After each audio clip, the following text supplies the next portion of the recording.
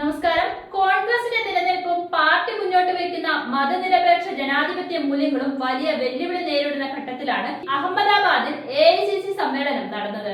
ദുർബലമായ സംഘടനാ സംവിധാനവും കോൺഗ്രസ് മുക്ത ഭാരതം എന്ന BJPയുടെ ലക്ഷ്യവുമൊക്കെ ചേർന്ന് കോൺഗ്രസിനെ സങ്കീർണമായ ദശാസന്ധിയിലാക്കുമ്പോൾ ആത്മപരിശോധനയും വീണ്ടും വിചാരവും നവീകരണവും ആ പാർട്ടിക്ക് അടിയന്തരാവശ്യമായി തീർന്നു.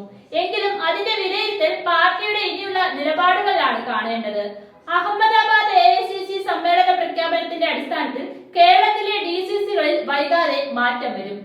ഉറച്ച തീരുമാനവുമായി മുന്നോട്ട് പോവുകയാണ് കോൺഗ്രസ്. പ്രധാന നേതാക്കളെ തന്നെ DCC പ്രസിഡന്റുമാരാക്കാനാണ് ആലോചന.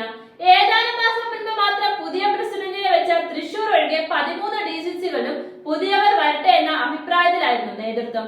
അതേസമയം KPCC പ്രസിഡന്റിന്റെ കാര്യത്തിൽ അനിശ്ചിതത്വം തുടരുന്നു.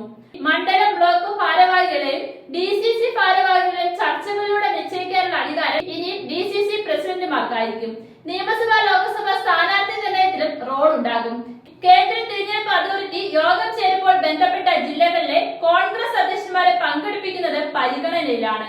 പകുതിയോളം DCC അധ്യക്ഷരുടെ പ്രവർത്തനത്തെ കുറിച്ച് നേതൃത്വത്തിന് മതിപ്പുമുണ്ട്. എന്നാൽ കുറച്ചുപേരെ നിലനിർത്തി മറ്റുള്ളവരെ മാറ്റുന്നത് അസ്വസ്ഥതയ്ക്ക് കാരണമാകുമെന്നാണ് ആശങ്ക.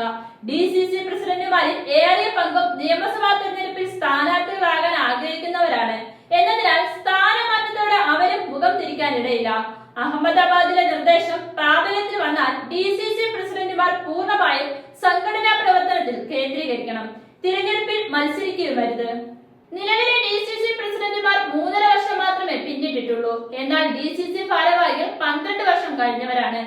ഈ ഭാരവാഹി നിര അപ്പാടെ മാറും. ബ്ലോക്ക്, മണ്ഡലം, വാർഡ് അഴിച്ചുപണി അടുത്ത കാലത്ത് ഏതാണ്ട് പൂർത്തിയായതിനാൽ DCCകളുടെ മാറ്റമാകും തദ്ദേശ തെരഞ്ഞെടുപ്പിന് മുൻപുള്ള പ്രധാന ദൗത്യം. ഈ മാസം തന്നെ ചർച്ച തുടങ്ങും.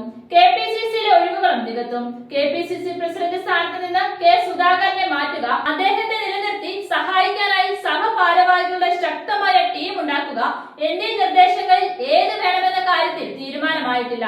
സുധാകരനെ കൂടി വിശ്വാസത്തിലെടുത്ത് മുന്നോട്ട് പോകാനാണ് ശ്രമം തുടരുന്നത്.